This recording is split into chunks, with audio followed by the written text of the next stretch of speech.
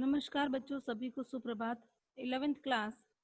आज मैं आपको हिंदी अनिवार्य की किताब आरोह का काव्य खंड का पाठ 7 दुष्यंत कुमार की गजल पढ़ाने जा रही हूँ, जिसका शीर्षक गजल ही है और इसके कवि हैं दुष्यंत कुमार।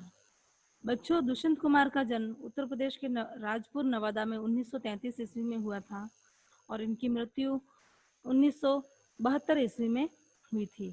ये आधुनिक काल के कवि माने जाते हैं और इनकी भाषा हिंदी और उर्दू भाषा है और इनकी जो काव्य रचनाएं हैं वो गजल हैं।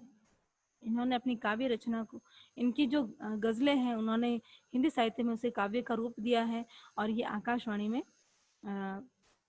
इसको इसका इनका कार्यक्षेत्र आकाशवाणी में भी काव्य को गजलों को आकाशवाणी के माध्यम से भी लोगों तक पहुंचाने का इनका कार्य था। और इनके काव्यों की विशेषताएं हैं सामाजिक चेतना, सामाजिक परिवर्तन और क्रांति का स्वर। इनके काव्यों में, इनके गजलों में हमेशा हमें यही सारी इसी विषय पर पढ़ने को मिलता है। और इनकी मुख्य कृतियां हैं आकाश के घेरे, सूर्य का स्वागत, आंगन में एक वृद्धा, छोटे छोटे सवाल आदि। बच्चों, दुष्यंत कुमार ने गजल की विधा को हिंदी में प्रतिष्ठित करने का श्रेय जो दुष्यंत कुमार को ही जाता है। गजल को हिंदी में साहित्य में प्रतिष्ठित करने का जो श्रेय है वो केवल और केवल दुष्यंत कुमार को ही जाता है। और इन्होंने साहित्यिक गुणवत्ता से समझौता न करते हुए दुष्यंत कुमार ने लोकप्रियता के लिए नए नए प्रतिमान कायम किए। मतलब इन्होंने साहित्यिक गुणवत्ता से इन्होंने समझौता नहीं किया और गजल के माध्यम से इन्होंने नए प्रतिमान कायम किए साहित्य के क्षेत्र में। एक कंठ विश्व पाई शीर्षक गीति नाट्य हिंदी साहित्य की एक महत्वपूर्ण और बहुप्रशंसित इनकी कृति है। बच्चों, आज जो हम गजल पढ़ने जाएंगे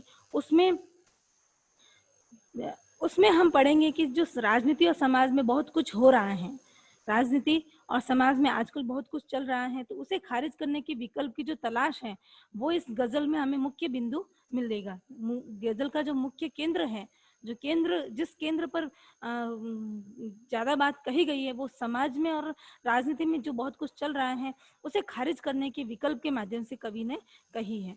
बच्चों, मैं आपको बताती हूँ गजल क्या होता है। गजल एक ऐसी विधा है जिसमें सभी शेर अपने आप में मुकम्मल और स्वतंत्र होते हैं, जिसमें सभी बातें, जितने भी शेर होते हैं वो सभी मुकम्मल और स्वतंत्र होते हैं और उसी क्रय व्यवस्था में और किसी क्रम व्यवस्था के तहत पढ़े जाने की दरकार नहीं रहती है। मतलब इसको क्रम से नहीं पढ़ा जाता है, गजल को एक एक करके स्वतंत्र रूप से ही गजल को पढ़ा जाता है। तो बच्चों देखिए, तो आज हम इनकी गजल पढ़ने जाएंगे। गजल के माध्यम से कवि ने हमें क्या संदेश दिया है, समाज में चल रही किन बुराइयों की ओर संकेत किया है कवि ने, तो आज हम इस गजल के माध्यम से जानेंगे। बच्चों, मैं प्रारंभ करने जा रही हूँ, सभी ध्यान से सुनेंगे। कहाँ तो तय था चिरागा हर एक घर के लिए, कहाँ चिराग मैसर नहीं शहर के लिए, यहाँ दरख्तों के साए में धूप लगती है, चलो यहाँ से चले और उम्र भर के लिए। कवि समाज की दुरावस्था की ओर संकेत करते हुए, खेद प्रकट करते हुए कहते हैं कि हमने स्वतंत्र भारत के लिए एक सपना निश्चित किया था। कवि वर्णन करते हुए कहता है, भारत में जो समाज में फैली हुई दुरावस्था की और खेद प्रकट करते हुए कहता है कि हमने स्वतंत्र भारत के लिए एक सपना निश्चित किया था, कि हमने सोचा था कि हम हर घर में, हर शहर में खुशी के दीपक जलाएंगे, परंतु आज हम वो खुशियों के दीपक नहीं जला पाए। कवि कहता है कि हाँ, आज हम खुशियों के दीपक नहीं जला पाए। अर्थात कवि का भाव यह है कि कवि आगे यह भी कहता है कि यहाँ तो पेड़ से भी छाया नहीं मिलती, बल्कि छाया की जगह धूप ही लगती है। कवि कहता है यहाँ तो जो छायादार पेड़ है उनके नीचे भी बैठो तो छाया की जगह बहुत तेज धूप लगती है। अर्थात कवि का आशय यह है कि यहाँ की जो शासन व्यवस्था और शासक हैं, वे यहाँ के शासन व्यवस्था और शासक ऐसे हैं कि जिनके आश्रय में रहने पर हमें कष्ट ही कष्ट भोगना पड़ता है। कवि कहता है कि यहाँ की इस कविता के इस शेर के माध्यम से हमें समझा रहे हैं कि हमने स्वतंत्र भारत के लिए सपना निश्चित किया था कि हम हर घर में खुशी के दीपक और खुशियां लाएंगे, लेकिन हम हर शहर में भी खुशियों के दीपक नहीं जला पाए तो घर तक क्या पहुंच पाते। कवि ये कह रहे हैं। तो कवि का भाव यह है कि यहाँ की शासन व्यवस्था और शासक ऐसे हैं कि जिनके आश्रय में रहने पर हमें कष्ट ही कष्ट भोगना पड़ता है। आगे कवि कहता है कि यहाँ भाव यह है, इस शेर का भाव यह है, ये जो 2 शेर मैंने कहे हैं आपको, इन शेरों का भाव यह है कि यहाँ सबको मुसीबतों का सामना करना पड़ता है, यहाँ सबको मुसीबतों का सामना करना पड़ता है। और जब व्यक्ति अपनी मुसीबतों से पीछा छुड़ाने की कोशिश करता है तो भी परेशानियां उसका पीछा नहीं छोड़ती है। उसे ये आशा रहती है कि अब मैं अपने कष्टों से मुक्त हो जाऊंगा, व्यक्ति को आशा रहती है कि अब मैं अपने कष्टों से मुक्त हो जाऊंगा, तो भी उसकी परेशानियां उसका पीछा नहीं छोड़ती हैं। तो कवि ये कहता है कि अब तो मेरा मन यही कहता है कि इस देश को छोड़कर कहीं और चला जाए। आगे कवि कहता है कि न हो कमीज तो न हो कमीज तो पावों से पेट ढक लेंगे, ये लोग कितने मुनासिब हैं इस सफर के लिए, खुदा नहीं न सही आदमी का ख्वाब सही, कोई हसीन नजारा तो है नजर के लिए। कवि कहता है कि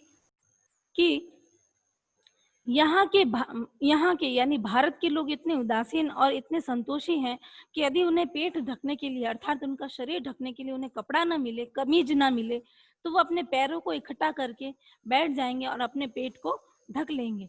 यानी कि यहाँ के लोग इतने उदासीन और संतोषी हैं कि जो है उसी में ही वो संतोष कर लेते हैं, वो अपने अभावों की ओर ध्यान नहीं देते हैं। यहाँ के लोग जो हैं वो अपने अभावों की ओर ध्यान नहीं देते हैं, और इसी चक्कर में जो सत्ताधारी लोग हैं वो बिल्कुल बिना चिंता के बैठे हैं, वो शासन करते हैं और उन्हें किसी कमजोर व्यक्ति की कमजोरी का पता ही नहीं है, क्योंकि कमजोर लोग जो हैं, यहाँ के जो लोग हैं वो अपने अभावों पर ध्यान नहीं देते हैं। तो जो यहाँ के लोग अपने अभावों पर ध्यान नहीं देते हैं तो सत्ताधारी लोगों को भी इस बारे में पता नहीं होता है और वो बिना चिंता के अपने देश को चलाए जा रहे हैं। आगे कवि कहता है कि मनुष्य की कल्पना है कि ईश्वर न हो तो न सही और मनुष्य न हो तो न सही, ये केवल उसकी कल्पना मात्र है मनुष्य की। यदि मनुष्य नहीं होता तो भी कोई बात नहीं थी, यदि ईश्वर नहीं होता तो भी कोई बात नहीं थी, ये मनुष्य कल्पना करता है। लेकिन उसके नजर में एक बहुत सुंदर नजारा तो है, वो एक संसार को देख तो रहा है कि हाँ बहुत सुंदर नजारा है, बहुत सुंदर संसार है, बहुत सृष्टिकर्ता ने बहुत अच्छी सृष्टि की रचना की, तो उसकी नजर में एक बहुत अच्छा नजारा तो है। तो कवि यही कहता है कि यदि कोई ईश्वर के अस्तित्व को न भी स्वीकारता है, इस ईश्वर के अस्तित्व को स्वीकार नहीं भी करता है, तो मनुष्य के मन में आशा की ज्योत जलाने की एक उपयोगिता तो है। मनुष्य के मन, अगर कोई व्यक्ति मनुष्य ईश्वर के अस्तित्व को स्वीकार नहीं करता है तो भी मनुष्य के मन में एक आशा की ज्योत तो जगने की उपयोगिता तो है, आशा की ज्योत जगने की उम्मीद तो है। मनुष्य, कई लोग ऐसे होते हैं संसार में जो नास्तिक होते हैं, लेकिन वो आशा तो बनाए रखते हैं ना किसी चीज के लिए कि हाँ मेरे साथ ऐसा होगा, मेरे लिए ये होगा, तो उसकी नजर में एक बहुत सुंदर नजारा है, वो आशा ही उसके लिए एक बहुत सुंदर नजारा है। तो कवि का कहने का अर्थ ये है कि यदि ईश्वर की कल्पना भी की जाती है, कि यदि हम ईश्वर की कल्पना करें तो वो कष्ट सहन करने और बाधाओं में धैर्य बनाए रखने में हमारा सहयोग करती हैं। इसलिए ईश्वर को हमेशा हमें अपने आसपास ही रहने देना चाहिए, ईश्वर से हमें दूर नहीं होना चाहिए। भले ही लोग कहे कि ईश्वर का अस्तित्व नहीं है तो ये गलत बात है। जो कहते हैं कि नहीं है, जो आस्तिक स्वभाव वाले हैं, तो कोई बात नहीं, उन्हें कहने दो, लेकिन उनकी नजर में भी ये सुंदर नजारा है और जो कुछ उनके साथ अच्छा होता है वो भी ईश्वर ही करता है। इसलिए हमें ईश्वर के अस्तित्व को कभी नकारना नहीं चाहिए, और ईश्वर को जब हम नहीं नकारेंगे और ईश्वर के अस्तित्व को हम याद रखेंगे, ईश्वर को हमेशा प्रेम से याद करेंगे, तो हमें संकट में धैर्य रखने की शक्ति हमें प्रदान ईश्वर ही करेगा।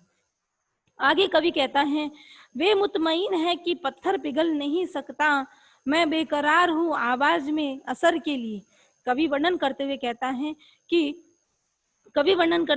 है कि भारत के लोग निराश और हताश हैं, उदासीन हैं, भारतीय जनता बिल्कुल उदासीन और निराश है, तो उनको जगाने का मैं प्रयत्न कर रहा हूँ। कवि कहता है कि मैं उनको जगाने का प्रयत्न करता हूँ कि सत्तासीन जो लोग हैं, भारत में जो सत्तासीन लोग हैं, उन्हें इस बात का पूरा पूरा विश्वास है कि पत्थर नहीं पिघल सकता।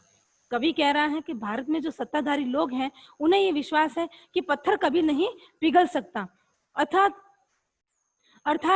कवि कह रहा है कि उन्हें तो ये पूरा विश्वास है कि पत्थर नहीं पिघल सकता, लेकिन मैं अपनी वाणी में प्रभाव लाने के लिए लगातार प्रयत्न कर रहा हूँ। कवि कहता है कि मैं अपनी वाणी में प्रभाव लाने के लिए लगातार प्रयत्न कर रहा हूँ और मुझे पूरा विश्वास है कि एक न एक दिन कवि की आवाज अर्थात मेरी आवाज लोगों तक जरूर जाएगी और लोगों की आवाज में भी असर जरूर होगा। अर्थात कवि कहता है कि मैं लोगों की आवाज में असर लाने का प्रयास लगातार कर रहा हूँ।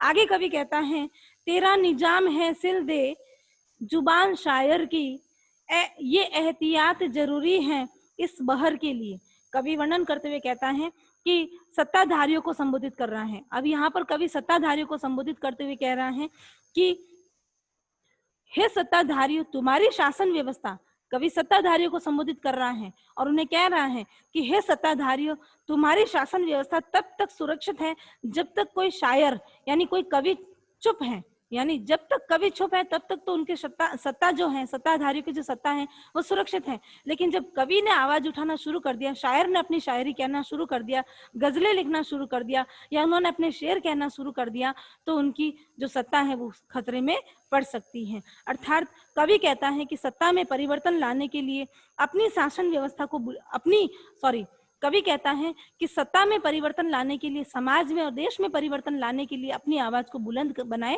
रखना होगा। ये स्वयं के लिए नहीं कह रहा है कवि, कवि हम सबको संबोधित कर रहा है कि हमें भी अपनी आवाज को बुलंद बनाए रखने की कोशिश हमेशा करनी है। आगे कवि कहता है, जिए तो अपने बगीचे में गुलमोहर के तले, मरे तो गैर की गलियों में गुलमोहर के लिए। कवि वर्णन करते हुए कहता है कि यदि हम जिए तो अपने बगीचे में गुलमोहर के लिए, यानी गुलमोहर का फूल है उसके लिए जिए, और यदि हम गैरों की गलियों में मर भी जाए तो भी गुलमोहर के लिए। अर्थात यहाँ भाव यह है कि कवि कहता है कि मनुष्य यदि जीवित है तो वो अपने समाज के लिए है, और यदि वो मरता है तो भी समाज के लिए। लेकिन मरता कैसे है? संघर्ष करते करते। तो जब बात दोनों ही है कि हमें जीना भी समाज के लिए है और मरना भी समाज के लिए ही है, संघर्ष करते करते, तो क्यों ना हम समाज के लोगों की आवाज को बुलंद बनाए रखें, उन्हें उनकी वाणी में असर भरे, उनके मन में खुशियों के दीपक जलाए। बाहर दुख ही दुख है, संसार में कष्ट ही कष्ट है, लेकिन मन में खुशियों के दीपक जलाए तो हो सकता है एक न एक दिन देश अलग स्थिति में होगा, देश बहुत ही सुंदर और सुदृढ़ नींव वाला बन जाएगा। बच्चों, दुष्यंत कुमार की गजल यहीं समाप्त होती है। धन्यवाद।